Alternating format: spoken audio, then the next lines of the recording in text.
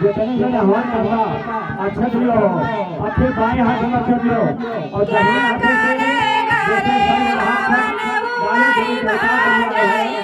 जैसे डाल लो। प्रभु की माता लक्ष्मी और गणेश राधा गणेश सदा निवास आगे देवी देवता और भगवान के दरबार में जाकर के माथा टेका और भैया जैसे हो चुके बच्चे लेकिन भगवान के दरबार में और पूजा है बस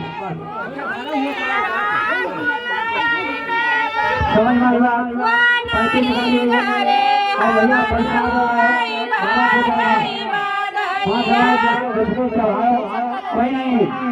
ग्रंथ बंधन जोड़ते हुए वहाँ जाओ भगवान के दरबार में वहाँ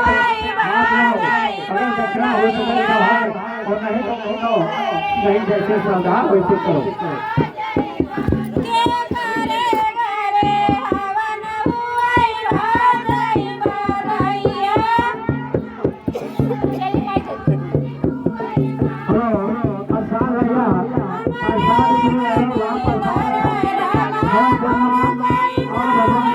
भैया बहुत प्रसाद बचा